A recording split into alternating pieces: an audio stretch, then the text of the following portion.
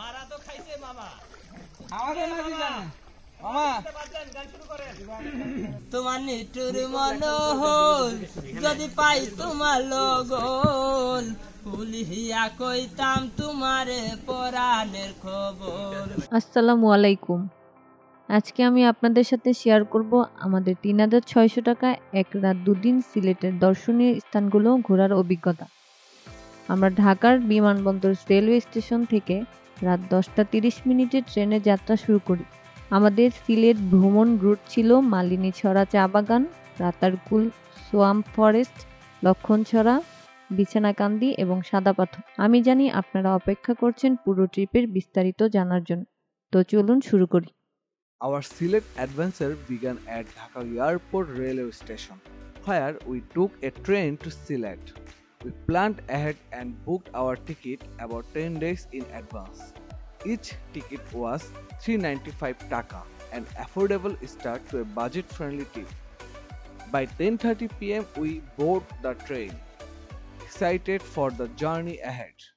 ভোর 5টার দিকে সিলেট পৌঁছে আমাদের গন্তব্য ছিল পানসি রেস্টুরেন্ট, কিন্তু সবার আগে আমাদের অপেক্ষা করতে হবে আমাদের রিজার্ভ করা গাড়ির জন্য। আমরা সিলেটে প্রবেশ করতেই বৃষ্টি শুরু। ড্রাইভার বৃষ্টির জন্য আটকে আছে। আমাদের অপেক্ষার এই সময়টুকু আমি প্ল্যাটফর্মের এদিক ওদিক ঘুরে দেখছি। কিছু সময় পর আমাদের গাড়ি চলে আসলো। সিলেট শহরের সকাল, রাতের বৃষ্টিতে ভেজা রাস্তা, দূরে কুয়াশার চাদরে মোড়া টিলা আর রাস্তার ধারে ভেজা গাছপালা। রাস্তার ধারে দাঁড়িয়ে থাকা ছোট ট্রাকগুলো মানুষজনের কোলাহল মিশে এক অন্যরকম সৌন্দর্য এনে দেয়। এই শহরের সকালের এক আলাদা মায়া আছে, যেন প্রতিটি মুহূর্ত শান্তি আর প্রাণের গল্প শোনা। আমরা সরাসরি পানসি রেস্টুরেন্টে চলে গেলাম সকালের নাস্তার জন্য। ঐতিহ্যবাহী এই রেস্টুরেন্টে আমাদের জন্য অপেক্ষা করছিল নান, বুটের ডাল, মুগ ডাল আর ডিমের মতন অসাধারণ খাবার। আমরা ভালো করে সকালের নাস্তা করে নিচ্ছি, কারণ গাইড রাব্বি বলল দুপুরে খাবার সময় মতো নাও খাওয়া হতে পারে। সবাই ভালো করে নাস্তা করে পানসি রেস্টুরেন্ট থেকে বের হয়ে গাড়িতে উঠলাম। এখন আমাদের গন্তব্য আমাদের হোটেলে, দ্য গ্র্যান্ড হোটেল। আম্বরখানার নিকটে দরগা রোডের সাথেই পরিপাটি একটি হোমস্টে হলো দ্য গ্র্যান্ড হোটেল। এখানে একটি প্রবলেম আছে, সেটি হলো এই হোমস্টে এর বিছানাগুলো অনেক শক্ত। এই সমস্যাটি গ্রহণ করতে পারলেই দ্য গ্র্যান্ড হোটেল হতে পারে বেস্ট বাজেট হোমস্টে। তাছাড়া হোমস্টেটি সিলেটের দর্শনীয় স্থানগুলোর কাছাকাছি অবস্থিত, যা ভ্রমণের জন্য খুবই সুবিধাজনক। আমাদের আগে থেকেই অনলাইনে বুক করা ছিল। চেক ইন টাইম ছিল 11টায়, কিন্তু আমরা এত সময় অপেক্ষা করব না। ম্যানেজার আমাদের ফ্রেশ হওয়ার জন্য একটি রুম দিয়েছিলেন। ফ্রেশ হয়ে আমরা যাত্রা শুরু করি আরও কিছু নতুন অভিজ্ঞতার দিকে।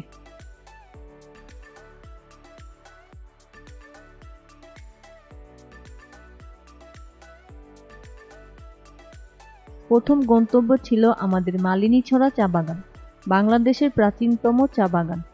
চারিদিকে চা পাতার সুবাস আর সারি সারি সবুজের সমুদ্র যেন মনকে প্রশান্ত করে দেয়। চা বাগানের ঘুরে দেখার পাশাপাশি আমরা কিছু সুন্দর ছবি তুলি। এই সবুজে হারিয়ে যাওয়া ছিল এক অদ্ভুত অনুভূতি।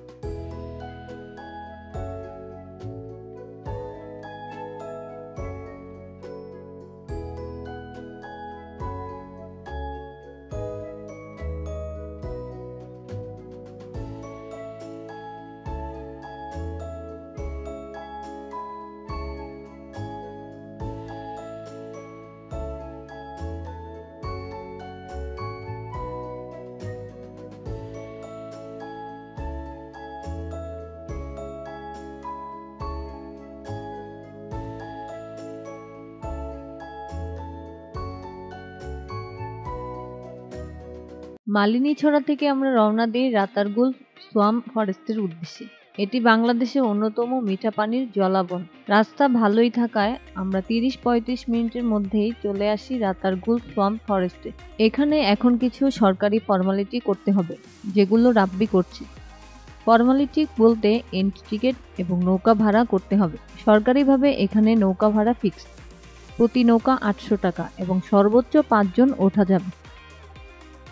যাই হোক, আমরা সকল ফর্মালিটি শেষ করে দুটি নৌকা ভাড়া নিই। একটি লাইফ জ্যাকেট নিয়ে আমরা নৌকায় উঠে পড়ি। রাতারগুল বনে প্রবেশ করতে ধীরে ধীরে আমাদের ডিঙি নৌকা গহীন সোয়াম ফরেস্টের ভিতরে এন্ট্রি নিচ্ছে।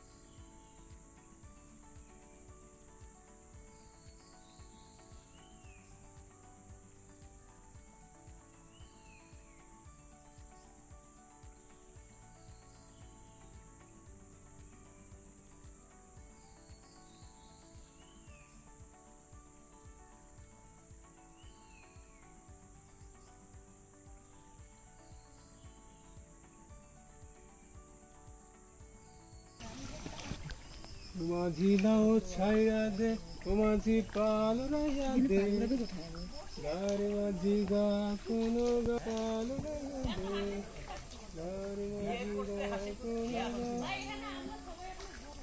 মারা তো খাইছে মামা।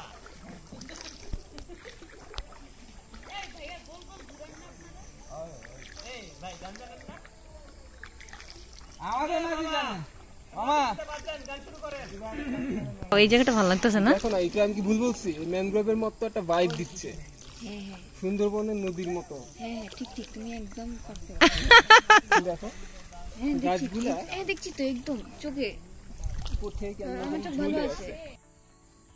আমাদের নৌকাওয়ালা মামা ছিলেন ইউটিউবের জনপ্রিয় ভাইরাল লিচু মিয়া, যিনি আমাদের গান শুনিয়েও উপভোগযোগ্য একটি সময় উপহার দিয়েছিলেন। রাতারগুলের বন্য পরিবেশ আর সবুজ ঘোলা পানির সৌন্দর্য সবকিছু অনবদ্য ছিল। চলুন কিছু সময় প্রকৃতি উপভোগ করা যাক। যদি পাই তোমার লগল ফুলিয়া কইতাম তোমার পরাণের খবর, তোমার নিঠুর মনোহর। যদি পাই তোমার লগল ফুলিয়া কইতাম তোমার পরাণের খবর। আমি প্রেম ও বাসি লইয়া গলে যাই গো যদি এই আসিয়া, আমার বন্ধু চিকন কালিয়া দেই আসিয়া। ওরে বন্ধু চিকন কালিয়া দেই আসিয়া। আমি কেমন আছি পরের ঘরে তোমার পাশরিয়া, কেমন আছি হরিয়া দেই আসিয়া। আমার আলিয়া দেই আসিয়া। ওরে বন্ধু চিকন কালিয়া দেই আসিয়া। আমার বন্ধু চিকন কালিয়া দেই আসিয়া। জরায় সুখের পঙ্খে জাগে পাতাম যদি তাই কাজাইতাম এই রাতার গুলে। দিনকুমালা গাইতা খাঠাই দিতাম জীবন তারে। আমার মন বসে না শহরে ইট পাথরের নগরে, তাই তো আইলাম সিলেটে, তাই তো আইলাম সিলেটে, তাই তো আইলাম সিলেটে, তাই তো আইলাম সিলেটে। ওই মন বসে না বাড়িতে, তাই তো আইলাম নৌকাতে, তাই তো আইলাম নৌকাতে, তাই তো আইলাম নৌকাতে। নীল জলেতে বাসাই দিব মনে দুঃখ যত, ওই জল দিয়া পূরণ করিব হাজার স্বপ্ন যত। পারতাম যদি তাই কাজাইতাম এই রাতার গুলে।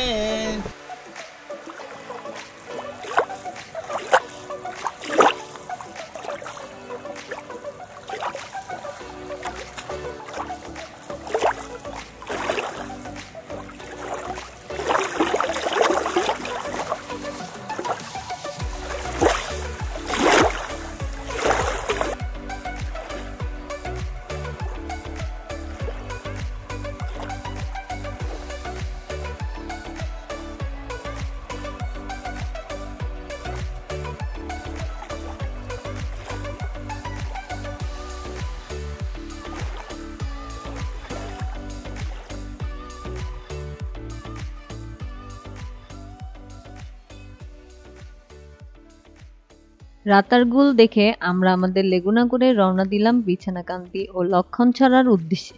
ভারতের মেঘালয় থেকে জলধারা প্রবাহিত হয়ে আসছে। বড় বড় পাথরের মাঝে স্বচ্ছ জলধারা, পাহাড়ের পটভূমি যেন প্রকৃতির রূপের মেলবন্ধন। তবে গোয়াইনঘাট হাদারপাড় রাস্তা ভয়াবহ খারাপ। রাতারগুল থেকে ঠিক প্রায় 2.5 ঘন্টা সময় লেগেছে। সময় বড় কথা না, এত জঘন্য খারাপ রাস্তা আমাদের গ্রুপের সকলের কোমর শেষ। আমরা প্রথমে চলে আসি হাদারপাড় ঘাটে। এখান থেকে আমাদের ট্রলার ভাড়া নিতে হবে।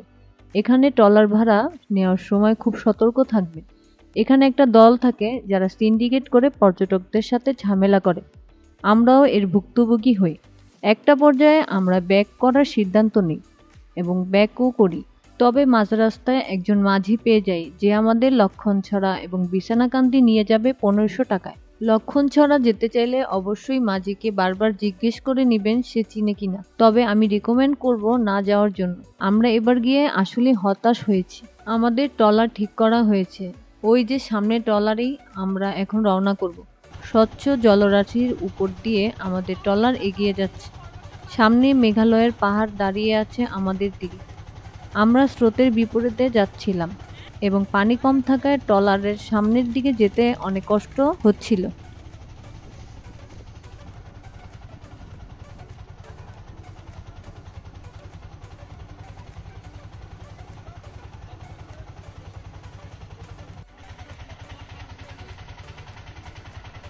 আমাদের গাইড মানে আমাদের রাব্বি ট্রলারের হেল্পার হিসেবে কাজ করছে। মাঝে মাঝে ট্রলার থেকে নেমে ট্রলারে ধাক্কা দিচ্ছে। সত্যি অনেক সুন্দর একটি মুহূর্ত যা আমাদের ক্লান্তি দূর করে দিয়েছিল।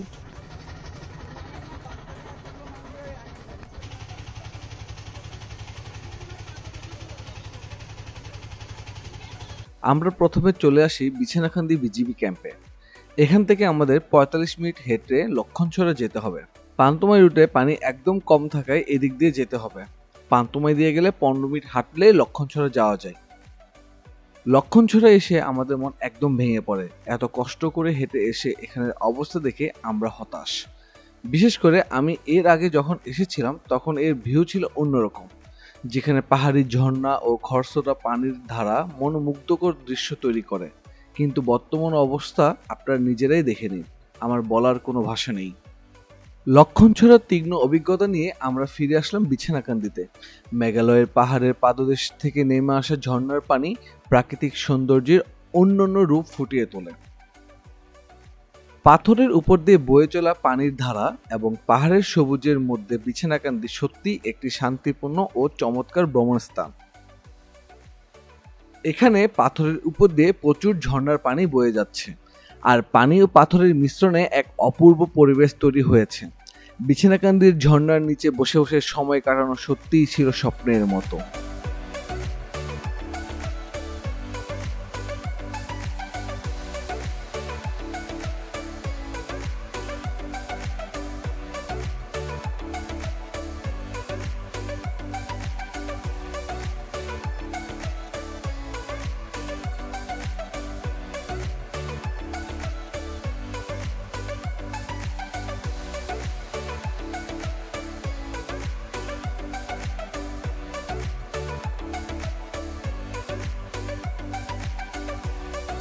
ঘোরাঘুরি শেষে সন্ধ্যায় আমরা হোটেলে ফিরে আসি। এসে আমরা আমাদের রুম বুঝে নিলাম। আমরা সকালে আমাদের ব্যাগ তাদের কাছে রেখে যাই, তারা সেগুলো রুমে রেখে দেয়। এখন আমাদের দ্রুত ফ্রেশ হয়ে নিতে হবে, কারণ রাতের খাবারের জন্য যেতে হবে 5 ভাই রেস্টুরেন্টে। রেস্টুরেন্টে প্রচুর ভিড় ছিল। ভিড় দেখে মনে হচ্ছিল এই জায়গাটা কতটা জনপ্রিয়। আমরা একটু অপেক্ষা করার পর একটি টেবিল পেলাম, যেখানে অসাধারণ লোকাল খাবার উপভোগ করলাম।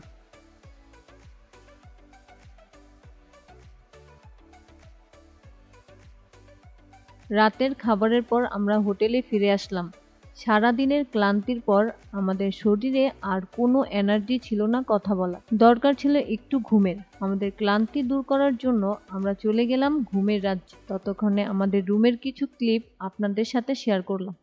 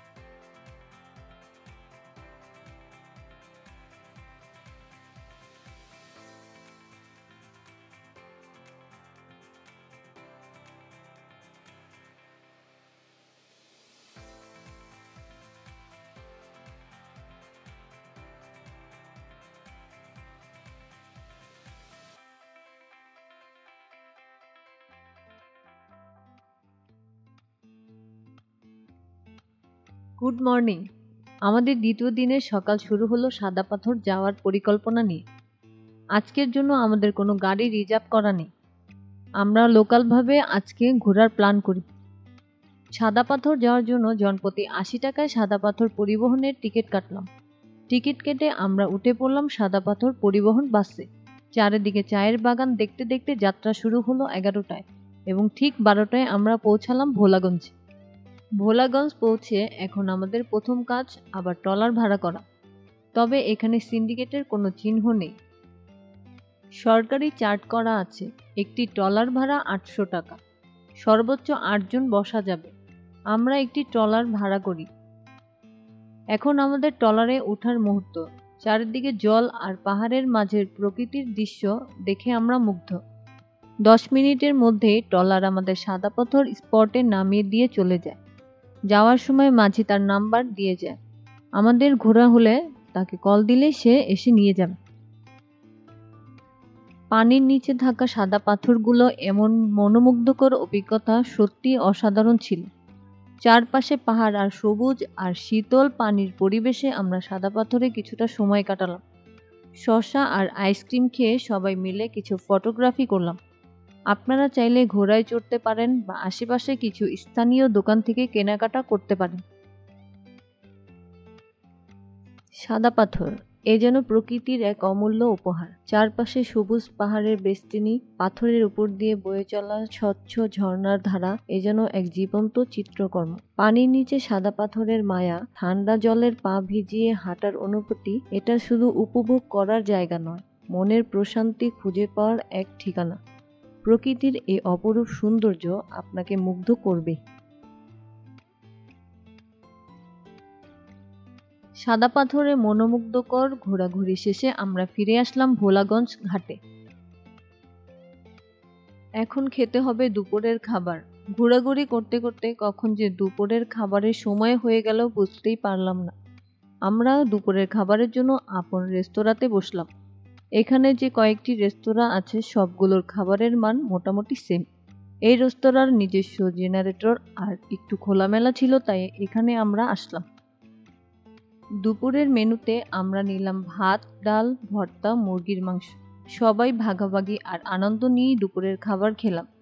খাবার শেষে আমরা সাদা পাথর পরিবহনের কাউন্টারে গিয়ে সিলেটে ফেরার জন্য টিকিট করে বাসে উঠে পড়ি।